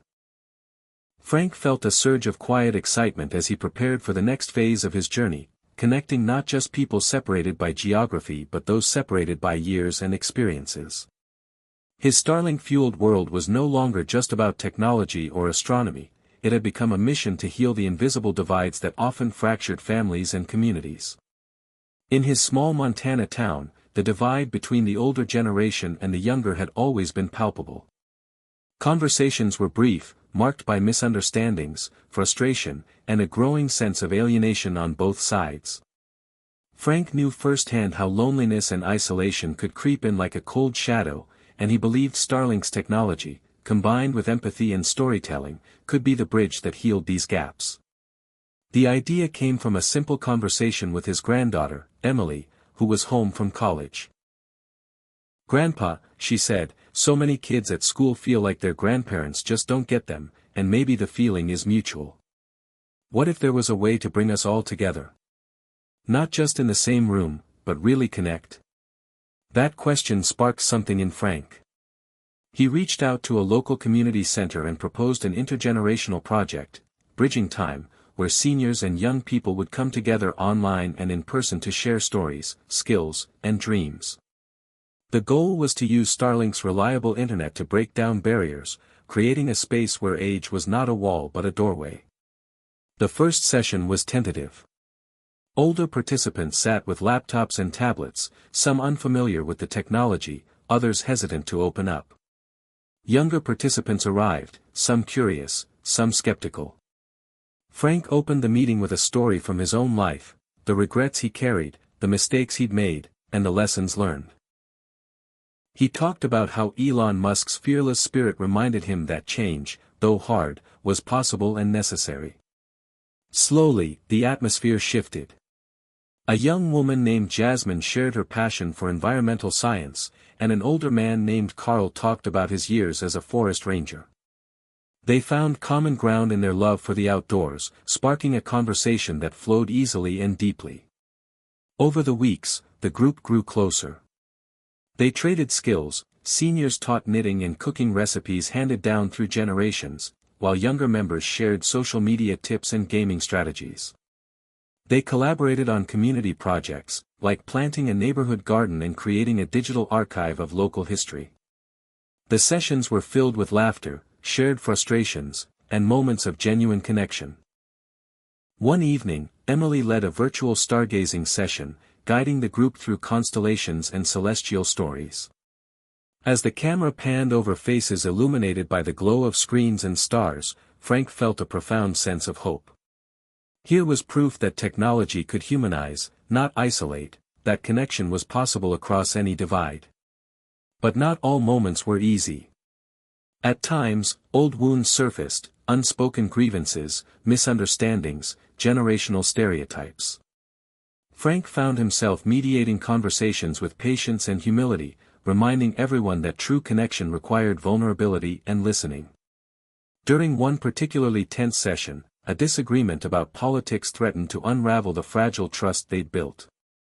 Frank gently steered the group back to shared values, respect, curiosity, and the desire to learn from each other. The breakthrough came when an elderly woman, Helen, and a high schooler, Marcus, discovered a shared love for jazz music, bridging their age gap with melodies that transcended time. The success of Bridging Time caught the attention of the local press. A feature article highlighted Frank's vision of using Starlink not just for internet access but as a catalyst for social healing. Suddenly, invitations arrived, from schools, libraries, and senior centers eager to replicate the program. Frank and Emily found themselves traveling, leading workshops and sharing their model, fueled by the steady connection of Starlink satellites overhead. As the project expanded, Frank felt the sting of exhaustion but also the thrill of impact. He leaned on Elon Musk's philosophy that setbacks were part of progress and that perseverance was a radical act of hope. One night, after a long day, Frank received a message from Marcus, the teenager who'd bonded with Helen over jazz. Marcus confessed he'd struggled with depression but found new purpose through the program, connecting with older mentors who valued his voice. The message moved Frank deeply. It was a reminder that his efforts weren't just about technology or education, they were about restoring dignity and belonging. With renewed energy, Frank began working on a new initiative, Tech Tutors, pairing tech-savvy youth with seniors to offer personalized support. The program flourished, creating friendships that spanned decades and transforming fear of technology into confidence. Frank's own skills continued to grow. He learned to navigate new apps, experiment with video editing, and even started a podcast featuring stories from the Bridging Time community. The process was both humbling and exhilarating. Meanwhile, Lisa's relationship with her father deepened. She marveled at his transformation and felt inspired to rekindle her own passions. One afternoon, she surprised Frank with a visit, bringing along a box of old family photos and letters. Together, they sifted through memories, laughing and sometimes crying. The past no longer felt like a chain but a tapestry woven with love and resilience. Frank realized that building bridges across generations was as much about healing family ties as it was about community. It was a testament to the power of vulnerability and connection. As spring bloomed, Frank stood on the porch of his home, looking out at the stars and the quiet town below. He thought about the journey. From isolation and fear to purpose and connection, and the technology that made it possible. Elon Musk's Starlink was more than just a satellite internet service, it was a symbol of possibility, proof that innovation could reach even the most remote and overlooked corners of America. Frank felt gratitude for the chance to be part of something bigger than himself. He knew the work was far from over, there were still skeptics, still challenges, but he also knew that with each connection made, each story shared, the future looked a little brighter. The stars above whispered promises of discovery and hope, and Frank was ready to keep reaching, keep building, keep bridging the gaps. Because age was not an end but a beginning, and connection was the true legacy he hoped to leave behind. The sun had barely risen when Frank drove his old pickup toward the outskirts of the reservation. The wind carried a chill that promised the coming of spring, but Frank's heart was warmed by the purpose that pulled him forward. Today was not just another day of installing Starlink dishes, it was a step toward justice, toward bridging a divide that had kept too many people disconnected, not only from technology but from opportunity, education, and hope. The digital divide was real, Frank knew. It was a chasm that separated communities, especially rural and indigenous populations, from the benefits that the rest of the world took for granted. For decades, internet access had been a luxury, not a right, leaving schools struggling, healthcare isolated, and voices unheard. Frank's work was part of a larger movement, inspired by Elon Musk's relentless push to make high-speed internet a universal service. Musk's vision wasn't just about technology, it was about equality, empowerment, and breaking cycles of neglect. As Frank arrived at the community center, he was greeted by Chief White Elk, whose dignified presence carried the weight of his ancestors. They shook hands firmly, united by a shared mission. "We've waited a long time for this," the chief said quietly. Frank nodded. "This is just the beginning." The installation team unpacked equipment, and Frank took a moment to admire the stark beauty of the land, the rolling hills, the quiet streams, the sky stretching endlessly above. It was a landscape steeped in history and stories, many of which had never been told beyond these hills. With Starlink, Frank hoped those stories would finally find a voice in the wider world. As the dish aligned and the signal strengthened, the room buzzed with anticipation. Children peered curiously at the screens, teachers checked connections, and elders exchanged hopeful glances. When the first video call connected successfully, applause erupted, an electric moment that felt like a small revolution. Over the next weeks, Frank stayed involved, organizing digital literacy workshops and helping set up telehealth services that allowed residents to consult doctors miles away without leaving home.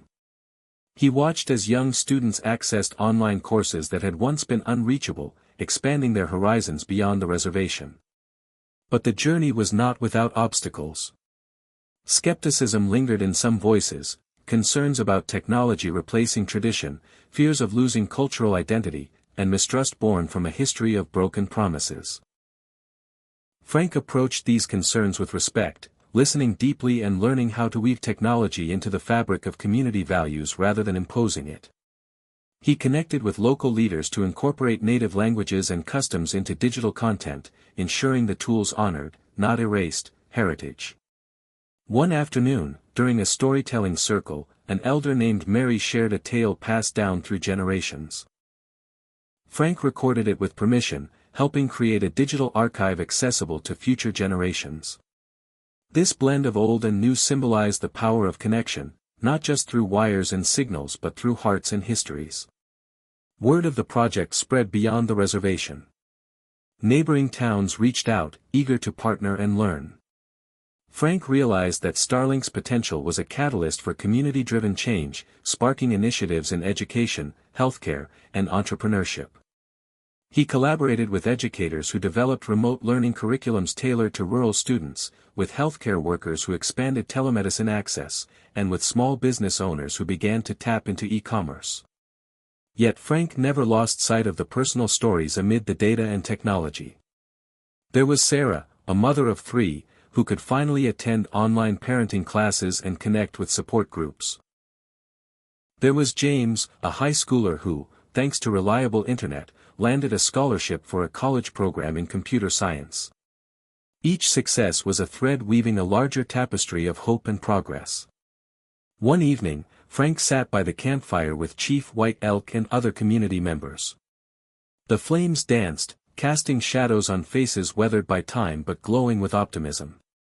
The chief spoke of resilience, of the strength found in roots and the courage to grow new branches. "This is a new chapter for our people," he said. "One where we can honor the past and shape the future." Frank felt the truth of those words deep in his soul. The digital divide was not just about access to technology, it was about access to dignity, opportunity, and the chance to be heard. Elon Musk's Starlink was more than satellites in the sky, it was a bridge spanning centuries, cultures, and challenges. Driving home that night, Frank looked up at the stars scattered like diamonds across the black velvet sky. Each satellite glimmered faintly, a symbol of progress, connection, and the radical idea that no place, no person, should be left behind. He thought about the obstacles yet to come, the battles still to be fought, but also the growing network of people empowered by this work. In the quiet of his home, Frank opened his laptop and began drafting a message to share with his followers, a message not just about technology but about hope, resilience, and the power of community. "We are all connected," he typed, "not just by wires or satellites, but by our shared dreams and determination. The digital divide is a challenge, but it is one we can overcome together, with courage and compassion. Let's keep building bridges that bring light to every corner of America." As he sent the message into the vast digital expanse, Frank felt a renewed sense of purpose. The journey was far from over, but with each step forward, the future grew a little brighter, for him, for his community, and for countless others still waiting to be heard. The hum of the Starlink modem was a gentle reminder that the world was at Frank's fingertips, no longer distant, no longer unreachable. Sitting at his kitchen table, he gazed out the window at the sprawling Montana landscape bathed in golden afternoon light, feeling a renewed sense of possibility stirring within him. For years, Frank had carried a silent burden, a box tucked away in the back of his mind filled with dreams deferred, ambitions postponed, and plans shelved by the weight of doubt and age. Now, with high-speed internet linking him to the vast world beyond, those dreams began to flicker back to life. One memory stood out. Him as a young man, sketching designs for a small but innovative woodworking business, the blueprints worn and faded from years of neglect. Life had taken him on a different path, and those ambitions had slipped quietly into the past.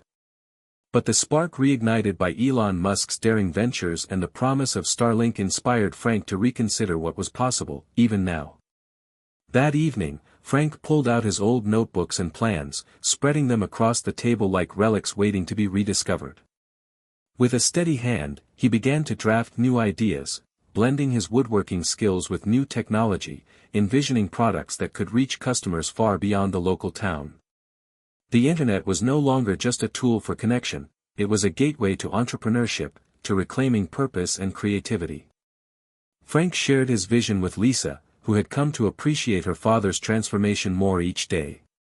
"Dad, this is incredible," she said, eyes shining with pride. "It's never too late to start something new."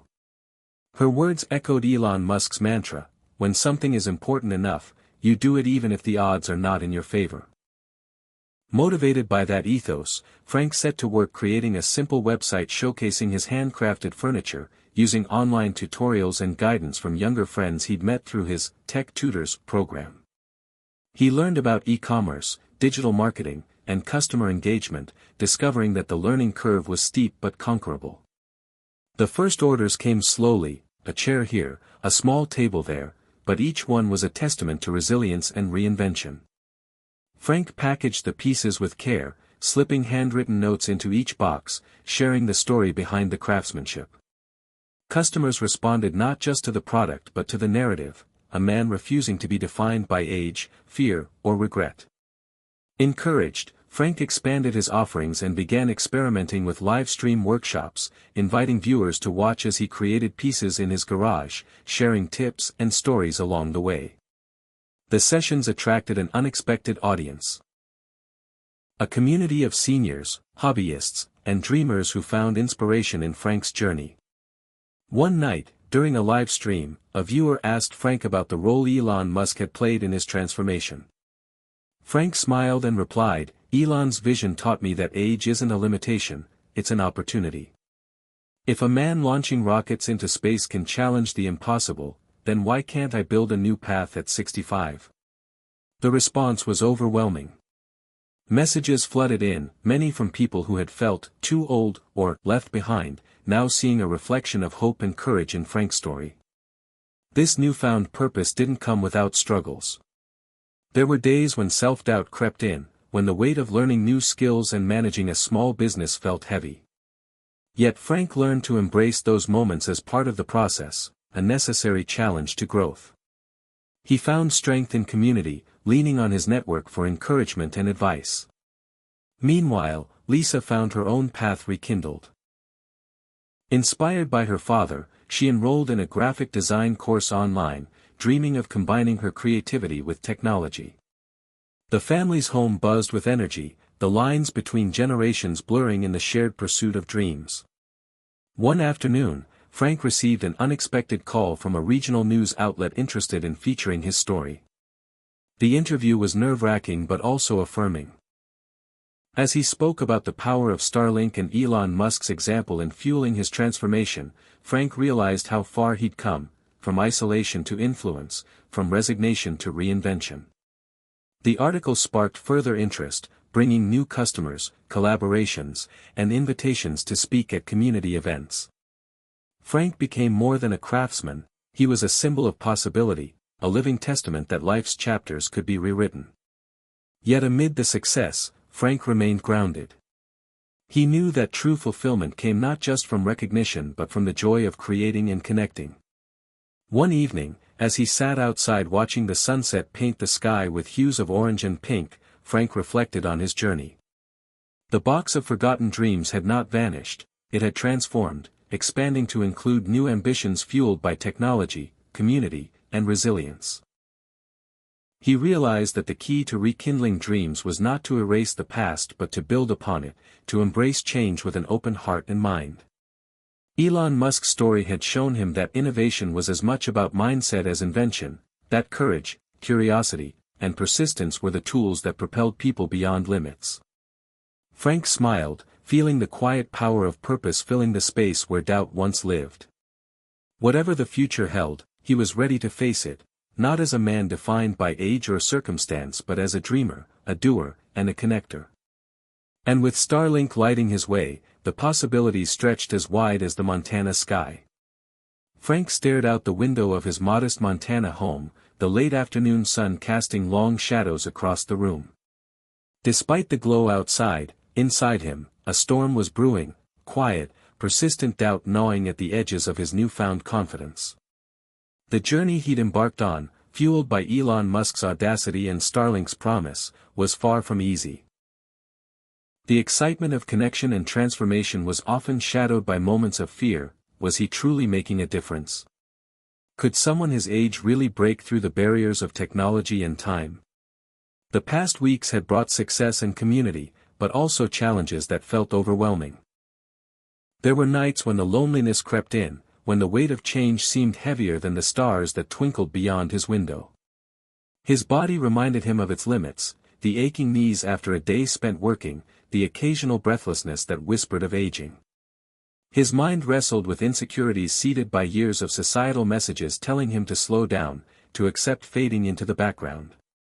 But the journey was not meant to be smooth, Frank reminded himself. Elon Musk's life, filled with risk, failure, and relentless determination, was proof that greatness often rose from struggle. One evening, Frank joined an online forum dedicated to seniors navigating technology. Stories poured in, stories of fear, frustration, triumph, and hope. Reading them, Frank felt less alone. He shared his own struggles, admitting that while Starlink brought connectivity, it didn't erase the human doubts that lingered. The response was overwhelming. Messages of encouragement flowed, and many spoke of the courage it took to keep moving forward. A woman named Diane wrote, "It's okay to be afraid. The important thing is that you don't let fear stop you." Inspired, Frank began to shift his mindset. He started journaling daily, capturing both his victories and his vulnerabilities. He embraced the idea that strength was not the absence of doubt but the willingness to face it head-on. Physically, Frank committed to small but consistent routines, morning stretches, short walks, mindful breathing. He realized that caring for his body was part of honoring the journey, giving himself the fuel to persevere. One pivotal moment came during a community workshop Frank led about using Starlink to stay connected with family and access resources. A woman named Helen approached him afterward, tears glistening in her eyes. "I was so scared of all this technology," she said. "I thought it was too late for me. But seeing you, someone who's had his doubts and still keeps trying, gives me hope." Helen's words touched Frank deeply. He understood that the ripple effect of his courage extended far beyond his own life. It was a beacon for others wrestling with the same fears. Around that time, Frank received a letter from his daughter, Lisa. She wrote about her own struggles balancing work, family, and dreams. She confessed that watching her father fight through doubt inspired her to face her challenges with new resolve. Their bond deepened through honest conversations, and they began sharing weekly video calls, a lifeline across distance and generation. Elon Musk's voice echoed in Frank's mind, "Failure is an option here. If things are not failing, you are not innovating enough." That fearless acceptance of imperfection became Frank's mantra. He allowed himself to stumble, to make mistakes in learning new software or navigating online platforms, knowing that each error was a step forward. At a local community event, Frank met a group of young entrepreneurs who faced their own fears of uncertainty and rejection. Sharing his story with them, he emphasized that doubt was universal but not insurmountable. The energy of that exchange recharged Frank's spirit.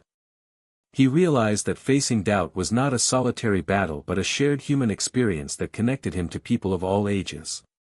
One night, sitting beneath the vast Montana sky, Frank reflected on the lessons he'd learned. Doubt was a shadow, but it did not define the light. His journey was proof that even when fear whispered, "Stop," hope could whisper louder, urging forward. Elon Musk's example was not just about rockets and satellites but about a mindset, bold, curious, and unyielding. Frank resolved to keep moving, to keep building bridges, between generations, communities, and within himself. Because strength was not the absence of fear, but the courage to face it, again and again. The afternoon sun streamed through the windows of the community center, casting a warm glow over the room where Frank and a group of local seniors gathered around laptops and tablets. Laughter and curious questions filled the air as younger volunteers patiently guided the elders through the digital landscape unlocked by Starlink. Frank watched with quiet satisfaction as a once hesitant crowd grew more confident, typing, clicking, connecting, and discovering. The bridge between generations was no longer an abstract idea. It was unfolding here, in this small Montana town. It had taken years for Frank to come to this place, from isolation and fear to leadership and hope. Inspired by Elon Musk's vision of bold innovation and inclusivity, Frank saw how technology could serve as a powerful tool to unite rather than divide. The idea had started simply, a digital literacy workshop designed to help seniors learn the basics of email, video calls, and online resources. But as word spread, it grew into something bigger, an intergenerational movement. Young volunteers from the local high school, many of whom had grown up with internet at their fingertips, became mentors and friends to the older generation.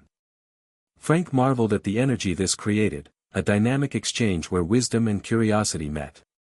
One day, Emma, a 17-year-old volunteer with a passion for coding, sat beside Mr. Reynolds, a retired schoolteacher in his late 70s. With a mix of patience and enthusiasm, Emma guided Mr. Reynolds through setting up an email account. "I never thought I'd be able to do this," Mr. Reynolds admitted, eyes shining with pride. "Feels like a whole new world." Emma smiled. "And you're just getting started." Moments like these underscored the transformational power of connection.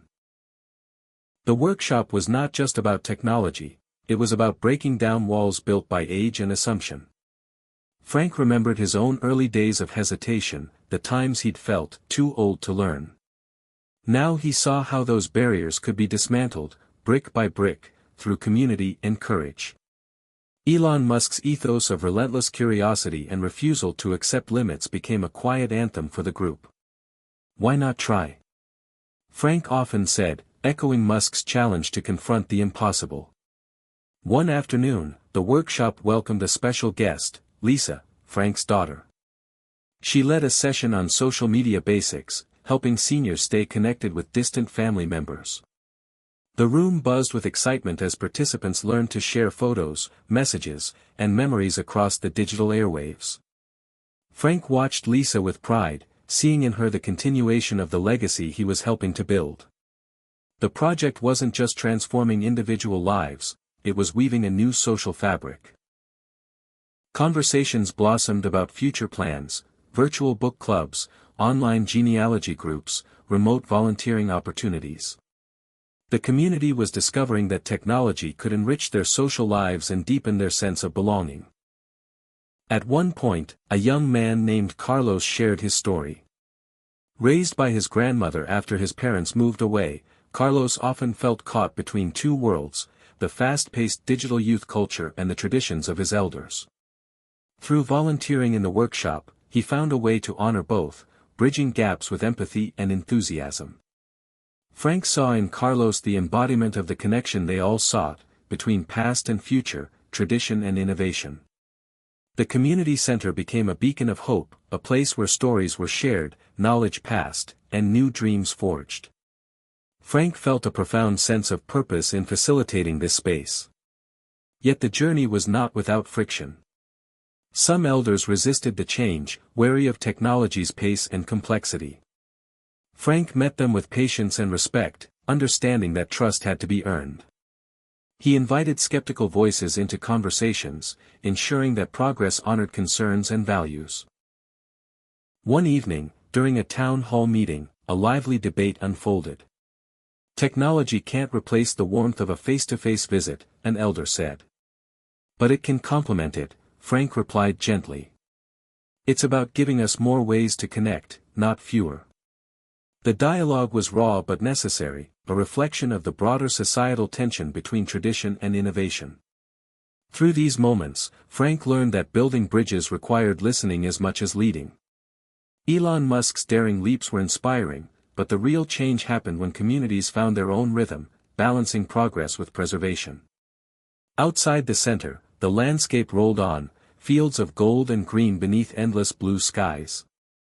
The beauty of the land was matched by the richness of human connection unfolding within it.